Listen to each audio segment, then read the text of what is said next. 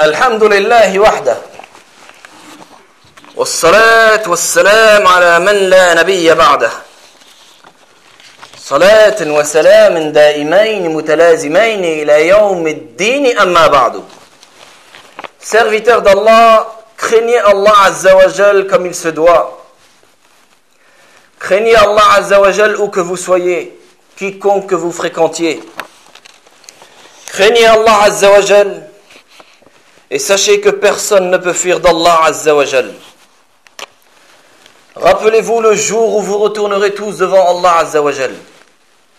Le jour où l'on retournera tous devant Allah Azza wa Jal. Sachez que la meilleure des paroles est la parole d'Allah, le Très-Haut. Et la parole d'Allah, c'est le Coran. Le Coran, et le Coran fait partie de Tawhid al-Asma wa Sifat, de l'unicité d'Allah dans ses noms et attributs. Sachez que la meilleure des paroles, c'est la parole d'Allah le Très-Haut. Et que la meilleure des guidées, des voies, c'est la voie de notre prophète Muhammad sallallahu alayhi wa sallam et de ses sahaba. Et que les choses les plus détestables sont toutes les choses qui sont inventées dans la religion complète d'Allah Azza wa Jal afin de se rapprocher d'Allah. Et tout ce qui est inventé dans la religion complète d'Allah, qui sont les choses les plus détestables, comme le prophète Muhammad sallallahu alayhi wa sallam l'affirmait à chaque khotab. Ce sont toutes des innovations religieuses. Et toute innovation religieuse est un égarement, et tout égarement mène au feu de l'enfer. Et sachez que l'innovateur est un pécheur. Celui qui invente dans la religion d'Allah Azza wa Jal. Il veut adorer Allah Azza wa Jal comme bon lui semble. Il ne veut pas retourner ni au Coran ni à la Sunna. Il pense ce qu'il pense est bien, il veut adorer Allah comme cela. C'est un pécheur. Il perd son temps et c'est un pécheur. Donc on se doit de craindre Allah Azza wa Jal comme il se doit.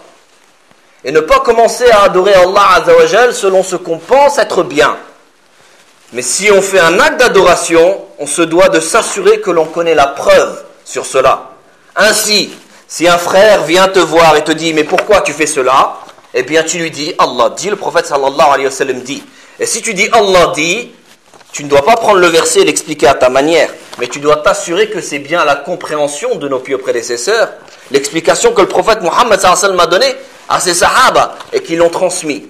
Car de nos jours, les gens de l'innovation, qui ne souhaitent que l'égarement à la communauté, prennent des versets et les expliquent à leur façon. Donc on se doit de craindre Allah Azza wa Jal comme il se doit. Mais ils auront beau mentir à tout le monde.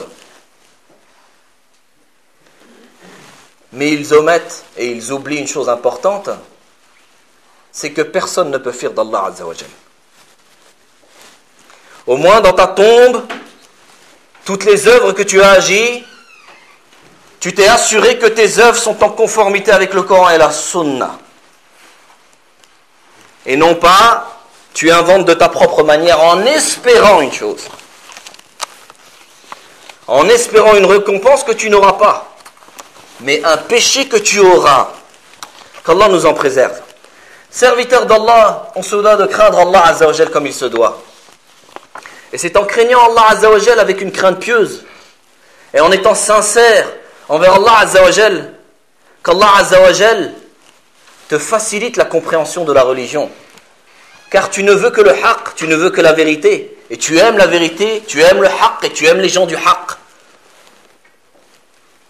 Et Allah Azza wa Jal, lorsqu'il sait que dans le cœur d'un de ses serviteurs il y a le bien et il veut la vérité et il veut le haqq, Allah le guidera au bien. Mais l'individu qui n'est pas intéressé par la vérité et qui est intéressé que par ses arguments analogiques ou que par un tel a dit et un tel a dit, celui-ci ne veut pas la vérité. Allah guide qui il veut et il égare qui il veut. Wa huwa a'lamu bil muhtadin. Et il sait qui mérite la guidée et il sait qui seront bien guidés. Serviteurs d'Allah, les troubles qui égarent de la vérité et de la guidée viennent par différentes approches. C'est pour cela que l'individu a besoin de prendre avec grande considération les moyens qui lui permettent de se maintenir sur la vérité et la guider. Et les troubles sont de deux types.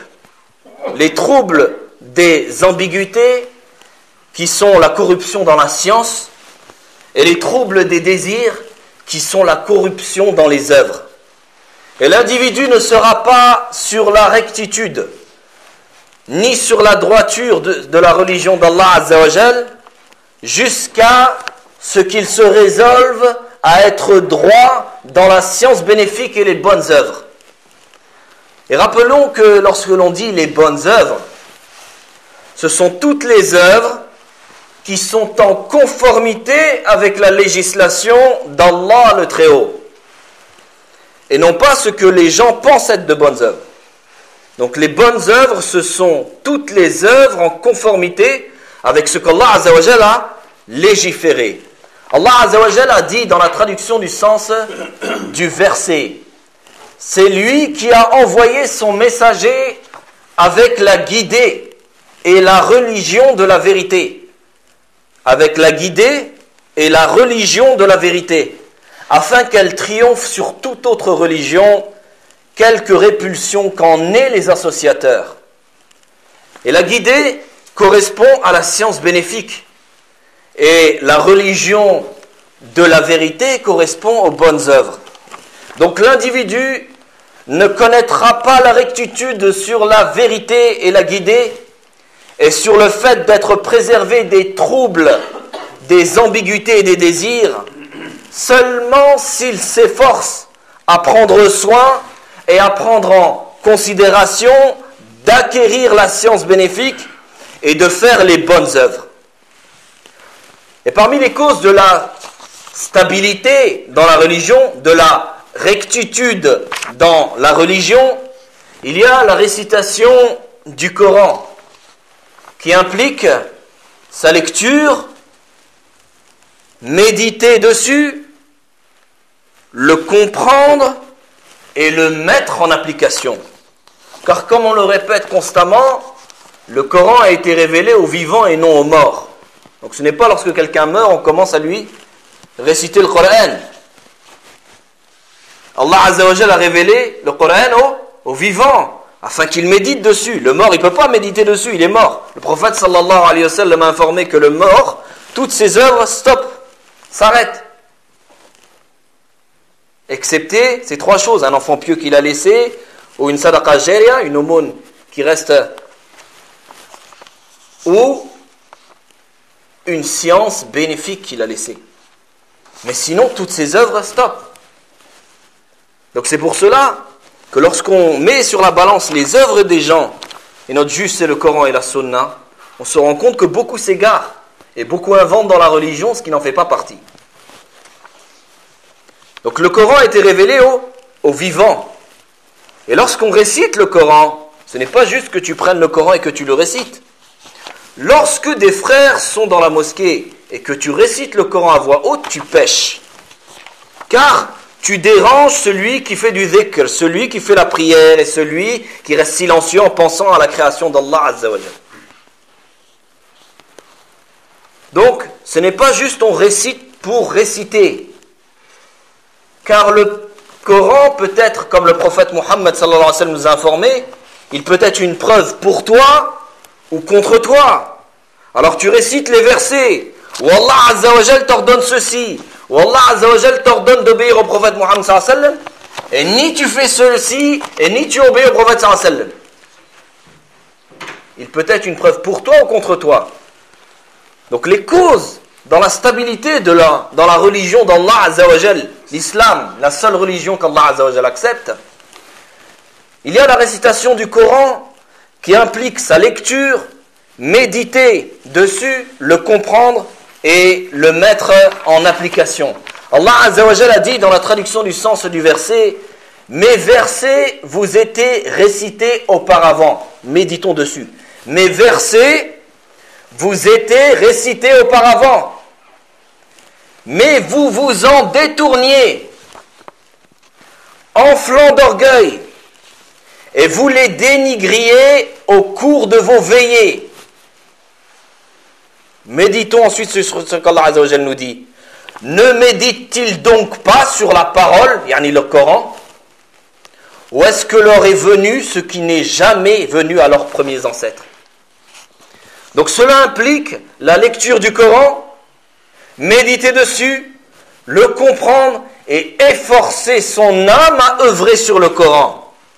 Il faut également s'assurer de faire les bonnes œuvres. Comme j'ai dit, c'est-à-dire les bonnes œuvres qui sont en conformité avec la législation d'Allah Azza wa Jal, en faisant des efforts, en luttant contre son fort intérieur, comme il convient, afin de se rapprocher d'Allah le Très-Haut par ses œuvres pieuses. Allah Azza wa Jal a dit dans la traduction du sens du verset: et quant à ceux qui luttent pour notre cause, nous les guiderons certes sur nos sentiers. Allah est en vérité avec les bienfaisants.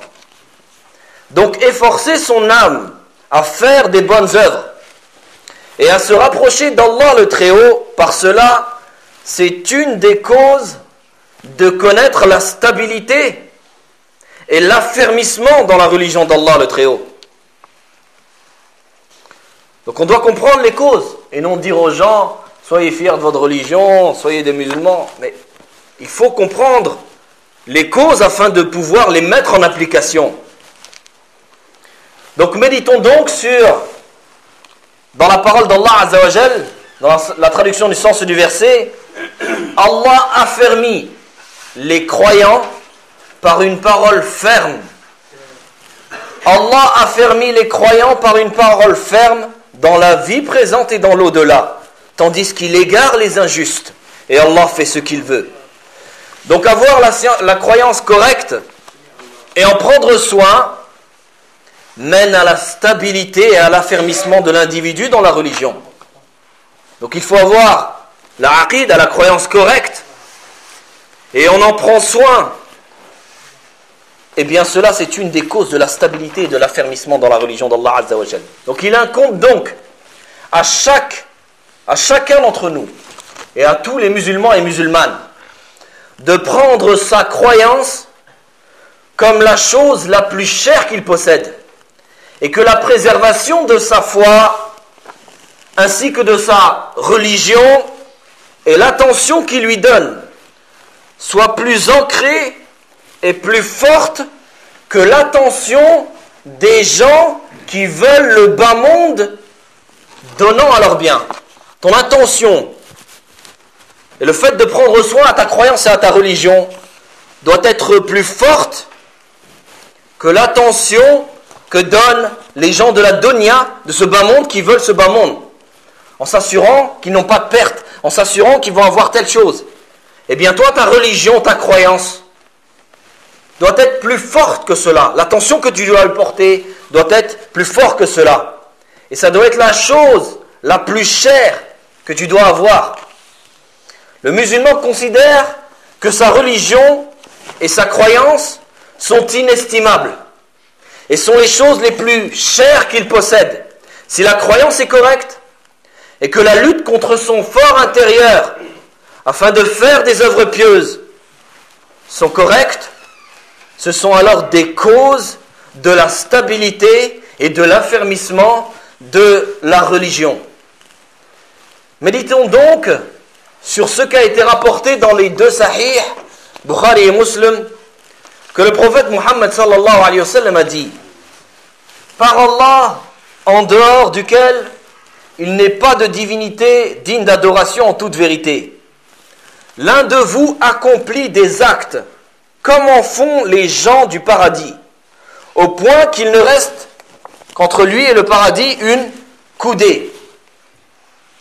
C'est alors qu'il est devancé par le destin et amené à commettre des actes dignes des gens de l'enfer qui l'y font rentrer. Et il y a d'autres narrations de ce hadith qui clarifient ce point, dans lequel le prophète Muhammad sallallahu alayhi wa sallam a dit: l'un de vous accomplit des actes comme en font les gens du paradis selon ceux qui apparaissaient aux gens. Donc les gens, l'individu il fait des actes, comme les actes des gens du paradis, mais il faisait des bonnes œuvres selon ce qui apparaissait aux yeux des gens. Les gens pensaient que cet individu-là ne faisait que des bonnes œuvres. Mais Allah Azza wa Jal expose l'hypocrite dans ce bas monde et dans l'au-delà. Qu'Allah nous en préserve. C'est pour cela que les savants ont dit que celui qui a une croyance correcte et qui s'est mis dans toute la rectitude de la religion d'Allah le Très-Haut, Allah lui préservera par cela sa religion et sa foi. Et le préservera de l'égarement de par la bonté d'Allah le Très-Haut. C'est pour cela que l'imam Ibn al-Qayyim rahimahullah a dit dans son livre la réponse suffisante que il n'est pas connu que celui dont sa croyance est correcte, qu'il lui est arrivé ce qui est mentionné dans le hadith.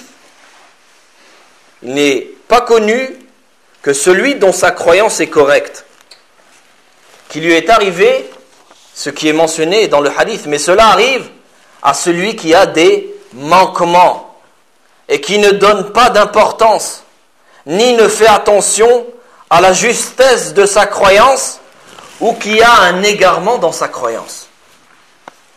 C'est pour cela, serviteurs d'Allah, que vous verrez que les têtes parmi les innovateurs et les gens des passions sont ceux qui connaissent le plus d'instabilité dans la religion d'Allah, le plus de changements de sentier en sentier, empruntant différentes voies, changeant de couleur lorsque ça les arrange. Tandis que la croyance correcte et la foi ferme sont une préservation pour celui qui les possède et une sécurité par la permission d'Allah le Très-Haut. Donc on demande à Allah Azza wa Jal de nous montrer le vrai comme étant le vrai et qu'on le suive, et de nous montrer le faux comme étant le faux et qu'on l'évite et qu'on s'en écarte. Il y a un point que j'aimerais souligner avant de terminer. Barakallahu fikum, il y a un frère qui est actuellement à l'hôpital, qui a eu un AVC. Et c'est le frère Mohamed qui est le trésorier. On demande à Allah Azza wa Jal qu'il le guérisse. Et qu'il lui donne une bonne guérison et qu'il soit rétabli dès que possible. Amin. Mais cependant, mes frères, barakallahu fikum, laissez les responsables de cette mosquée s'occuper de la responsabilité. Ils ont une responsabilité. Ce n'est pas comme toi, tu es assis devant ta télé et tu n'as rien d'autre à faire à venir embêter le peuple ici. Pourquoi ça c'est comme ça? Pourquoi ça c'est pas comme ça? Il y a des responsables qui s'occupent. Ils ont une famille à gérer, ils ont des responsabilités à gérer, ils ont des rencontres à faire, ils doivent voir un tel. Ils sont chargés dans cela. Arhamu man fil ard yarhamukum man fis sama. Ayez de la miséricorde sur ceux qui sont sur terre, et celui qui est au-dessus des cieux aura miséricorde sur vous. Prenez en considération cela. Prenez en considération que les gens qui ont des responsabilités n'est pas égal à quelqu'un qui n'en a pas.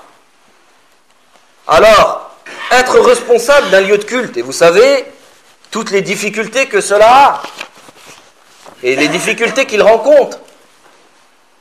Donc, je propose que si n'importe quel individu a un différend avec les cours qui sont donnés ou les khotab qui sont enseignés, qui sont donnés, ils viennent voir celui qui les fait. Et non pas va aller voir un tel et un tel, le président et tout cela. Donc, on prendra comme juge le Coran et la Sunna. Celui qui est indifférent ou n'est pas d'accord avec quoi que ce soit, on s'installe tranquillement, bihoudou, calmement. Vous pourrez contacter le président, on organise un rendez-vous, surtout le week-end, je ne suis pas disponible en semaine, et on pourra qu'à parler tranquillement. Apportez vos livres, tout ce que vous avez. Notre juge, c'est le Coran et la Sunna. Ce qui est en conformité avec le Coran et la Sunna, c'est au-dessus de nos têtes. Ce qui l'oppose, c'est en dessous des pieds et on ne le regarde pas. Et donc, cependant, pour des raisons d'indisponibilité, car je serai sur Paris, je ne pourrai pas assurer pendant une période les khotab suivantes, car je ne serai pas le vendredi sur Lisieux, mais sur Paris. Mais Inch'Allah, on s'arrangera pour continuer à assurer les cours du dimanche, afin de s'assurer, Inch'Allah, que la parole d'Allah soit la plus haute et que la parole des innovateurs soit la plus basse. As'alullah al-azim, Rabb al-arsh al-azim, an yashfi akhina Muhammad. Allahumma yashfi, ya arham ar-rahimin, arhamu ya arham ar-rahimin. اللهم أعز الإسلام والمسلمين وأذل الشرك والمشركين ودمر أعداءك أعداء الدين اللهم أرنا الحق حقا وارزقنا اتباعه وأرنا الباطل باطل وارزقنا اجتنابه وصلى الله وسلم على نبينا محمد وعلى آله وصحبه أجمعين بارك الله فيكم.